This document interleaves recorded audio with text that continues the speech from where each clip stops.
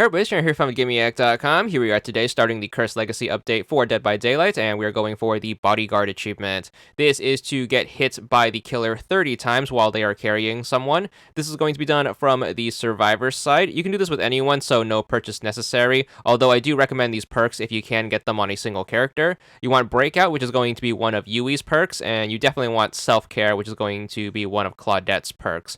Personally, I'm going to recommend a self-care over the former, simply because a weird caveat with this achievement is it's only going to count hits where you are at full health, so having the ability to heal yourself whenever is going to be highly useful, especially if you want to get multiple counts in one game.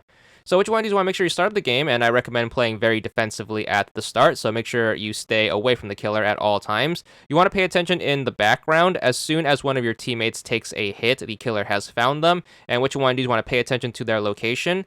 As soon as the killer downs them, which one do you want to make sure you quickly rush in, and you should get a little notification on where they are when they are downed. As soon as the killer picks them up, which one do you want to make sure you rush in, and you want to make sure you place yourself between the killer who is carrying your teammate and the nearest hook. Hopefully the killer should hit you, and that's what's going to count for the achievement, and it's only going to count if you have full health. So the reason I recommend running self-care is because you are able to heal yourself back to full health after you get injured.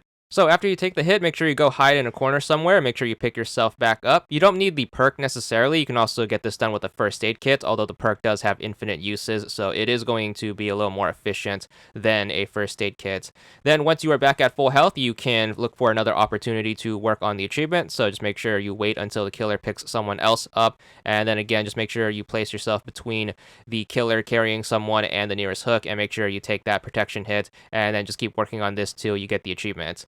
The achievement is going to be a bit on the grindy side and does take a little bit of the killer's agency. Not every killer is going to go for the attack when they are carrying someone, so you do have to be mindful of that, as it will slow them down to the hook. So try to be as big of a pest as you can between you and the killer, and that way they should swing at you, and make sure you keep taking those hits, and eventually you should be good for the achievement. But again, it is going to be completely up to the killer in these instances, so be very patient with this one.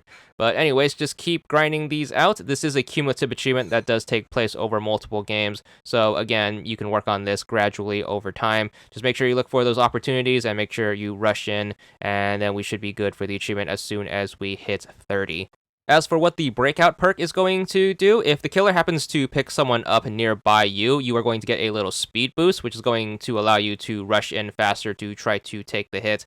But again, if you can't get both perks on one character and just have to choose one, I would go with Self-Care, simply because you are able to try to go for multiple counts in one game. So make sure you take advantage of that, but do keep in mind you do have to have full health in order for the achievement to count. So if you are already injured, don't try to go for the hit, as it will not count for the achievement, and you are just wasting your time and are going to get downed for no reason.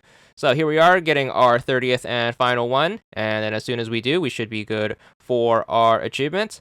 It's going to be for 10 gamer score, and that's all there is to it.